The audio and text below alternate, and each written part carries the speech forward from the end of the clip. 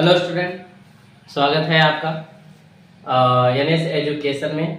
आज आइए हम लोग बात करते हैं कक्षा 10 के एक बहुत ही इम्पोर्टेंट टॉपिक है आपके जो एनसीईआरटी बोर्ड में पूछा जाता है। बहुत ही इस बुक में एनसीईआरटी बुक में पूछा जाता है प्रतिस्थापन विधि, जो कि आपके जो है व्हाइट बोर्ड पे हमने लिखा हुआ है और आप पढ़ भी रहे होंगे और देख भी रहे होंगे। क्लास 10 में यह जो है बहुत पूछे जाने वाला जो प्रश्न है आपके जो बोर्ड में यह पूछा जाता है, ठीक ना, लॉन्ग क्वेश्चन में, ठीक ना। आइए हम लोग प्रतिस्थापन विधि पढ़ते हैं और आप प्रतिस्थापन विधि क्या होती है इसके बारे में जानते हैं, ठीक ना। देखिए कह रहा है कि x प्लस वाई है बराबर जो है 14 है और जो x माइनस वाई है बराबर 4 है, ठीक ना। देखिए हम कुछ ऐसे सवाल जो लाए हैं जो आपके बोर्ड के एग्जाम में ये बहुत ही पूछे जाने वाला प्रश्न है, जो आपके बोर्ड में जो कंफर्म ऐसे सवाल आपको देखने को मिल जाएगी, ठीक ना। तो प्रतिस्थापन विधि में आपको जो है ऐसे दिया रहेगा और आपको इसको सॉल्व करना होता है, ठीक ना। तो देखिए x प्लस वाई बराबर जो है 14 दिया है और x माइनस वाई बराबर क्या कितना दिया है 4 दिया, ठीक है। तो चलिए अच्छा मान लीजिए हमने माना कि x प्लस वाई बराबर जो है 14 और समीकरण नंबर 1 है और जो है x माइनस वाई बराबर समीकरण नंबर जो है क्या है 2 है, ठीक है ना। तो हमने इसको 2 मान लिया, ठीक है। तो देखिए जितने भी जो है स्टूडेंट इसको देख रहे हैं ध्यान से समझिएगा, ये बहुत ही सिंपल है, आपको आ जाएगा। इधर देखिए समीकरण नंबर 1 देखिए, अब जो है इसमें दो समीकरण आपको दिया रहेगा, आप स्वतंत्र है चाहे समीकरण नंबर 1 से चलिए चाहे समीकरण नंबर 2 से चलिए, ठीक है। अब इसमें आपको सबसे पहले x का वैल्यू फाइंड करना होता है, फिर इसके बाद जो है y का वैल्यू फाइंड करना होता है। जरूरी नहीं कि x का वैल्यू पहले आप फाइंड करिए और जो y का बाद में, ठीक है। आप स्वतंत्र है चाहे जो है पहले y का भी वैल्यू फाइंड करके जो है x में पुट अप कर सकते हैं, जिसके कारण से x का जो है वैल्यू जो है प्राप्त हो सकता है, ठीक है ना। आइए चलिए जैसे मान लीजिए हम यहाँ पे समीकरण नंबर 1 लेते हैं, हम तो यहाँ लिखेंगे समीकरण नंबर 1 से, ठीक है ना। अब 1 से चलेंगे तो देखिए यहाँ पे दिया है x प्लस जो है y बराबर जो है कितना दिया है 14 दिया है, ठीक है। सभी स्टूडेंट लोगों को आगे समझ में ये देखिए हमने लिख दिया, समीकरण को उठा के सिर्फ लिखे हैं। तो इसमें देखिए हमको या तो x का वैल्यू लेना है या तो y का लेना, आप स्वतंत्र है। तो बोलिए हम लोग किसका वैल्यू लें। मान लीजिए हमने x का वैल्यू लिया तो x लिया और जो है प्लस x लिया, फिर बराबर करेंगे। अब इसको उधर पक्षांतर करेंगे तो यहाँ पे 14 है। अब देखिए यह प्लस में वैल्यू उधर जाएगा तो क्या हो जाएगा माइनस में वैल्यू, तो यहाँ पे माइनस क्या हो जाएगा y हो जाएगा, ठीक है। देखिए अब यहाँ पे हमको x का वैल्यू क्या हो गया प्राप्त हो गया, इसको समीकरण नंबर क्या मान ले जो है 3 मान ले, ठीक है ना। 3 मान लिए हैं। अब देखिए अगर मान लीजिए इस x का वैल्यू हम समीकरण नंबर 2 में रख दे तो क्या y का वैल्यू पता चल सकता है, जी पता चल सकता है। इसमें हम लिखेंगे x का मान समीकरण नंबर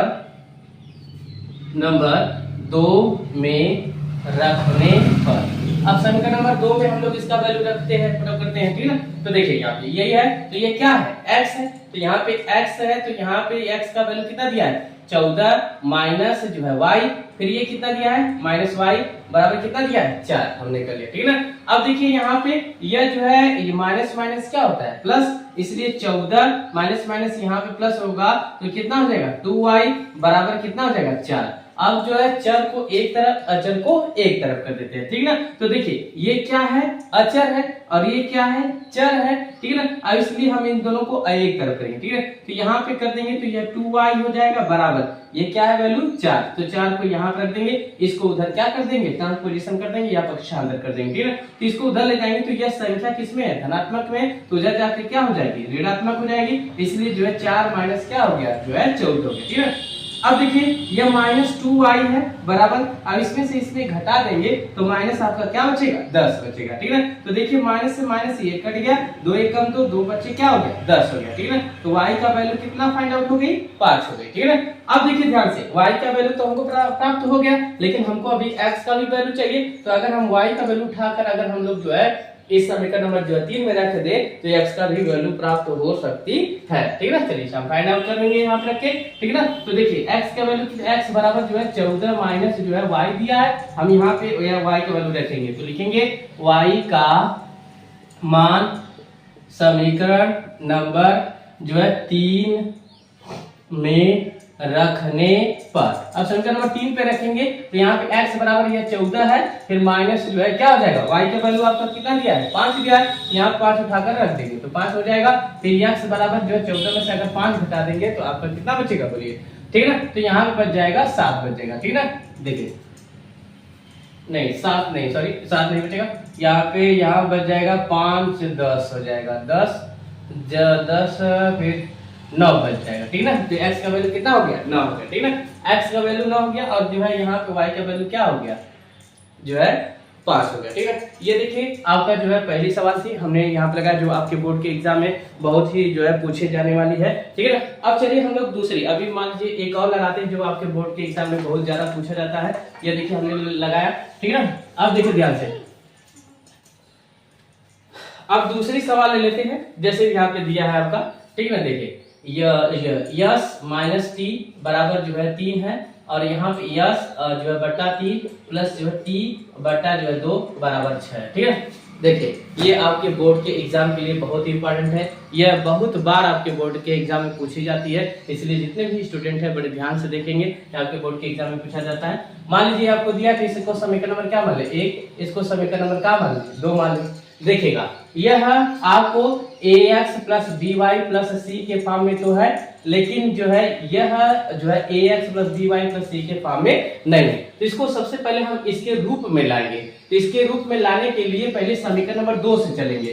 कहां से लेंगे, 2 से, तो लिखेंगे समीकरण नंबर जो है 2 से, ठीक है ना। अब 2 से चलेंगे तो यहाँ पे क्या लिखा है, यस बटा 2 3 प्लस जो है टी बटा 2 बराबर कितना 6। अब देखिए इसको ax plus by plus c के रूप में लाने के लिए, एक चर वेरिएबल में लाने के लिए हम इसका इसमें क्या कर देंगे, पहले जो है एलसीएम कर देते हैं। तो देखिए 2 और जो है 3 का एलसीएम करेंगे तो 3 गुना क्या हो जाएगा, 6 हो जाएगा जो है। अब देखिए 3 गुना यहाँ पे 6 हुआ, 2 का हम इसमें कर देंगे तो 2s हो जाएगा प्लस अब 2 क्या 6 हो जाएगा, यहाँ पे 3t हो जाएगा बराबर आपका कितना आएगा, जो है 6 आ जाएगा, ठीक है ना। अब देखिए ये आया, हम इसके बटा a कर सकते हैं और इसका पीरियड क्या कर दे, मल्टीप्लाई कर दे।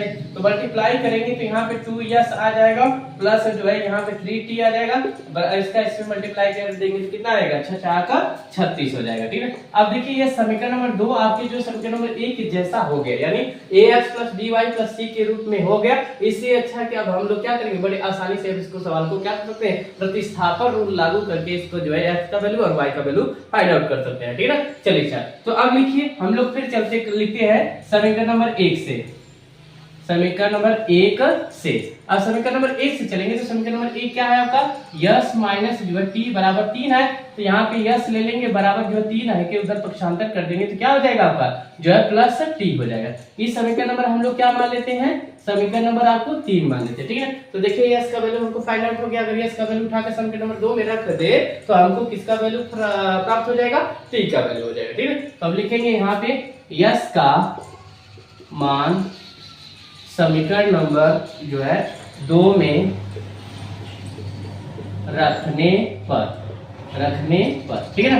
अब समीकरण यस का मान हम समीकरण नंबर जो है 2 में रखेंगे, तो यहाँ पे रखेंगे तो यहाँ पे यह है यस का मान, तो 2 इस मान करके 3 प्लस जो है टी, ये जो है यस का वैल्यू है, फिर यहाँ पे प्लस है तो यहाँ प्लस लगा देंगे, यहाँ पे जो है 3t है तो 3t लिख देंगे यहाँ पे, फिर बराबर कितना दिया है 36 दिया तो हम 36 लिख देंगे, ठीक है। अब इसको हम ब्रैकेट में क्यों किए, क्योंकि यस का ये पूरा वैल्यू दिया था और ये जो है 2 इसके गुणांक है, इसलिए गुणांक के रूप में आ जाएगा, इसलिए हम लिख दिए, ठीक है। अब 2 का हम गुणा कर देंगे जो है 3 में, तो 2 3 कितना हो जाएगा 6 हो जाएगा, प्लस जो है इसका इसमें कर देंगे तो 2 और जो है टी आ जाएगा, फिर प्लस यहाँ पे 3t आ जाएगा बराबर किसके, जो है 36 के। अब देखिए यहाँ पे कांस्टेंट को एक तरफ, वेरिएबल को एक तरफ कर देते हैं, तो यहाँ पे 2t है, यहाँ पे 3t है, अगर जोड़ देंगे तो 5t हो जाएगा बराबर जो है, देखिए यहाँ पे 36 है, इसको ट्रांसपोजिशन कर देंगे यहाँ पे तो माइनस कितना हो जाएगा, जो है 6 आ जाएगा, ठीक है। अब देखिए यहाँ पे 5t है, अब इसमें से हम सब्ट्रैक्ट कर देते हैं, यहाँ पे 30 बचेगा, यहाँ पे t भी इसका जो है 30 अपन जो है 5 कर देंगे तो यहाँ पे काट देंगे तो 5 36 आ जाएगा, तो t का वैल्यू कितना आया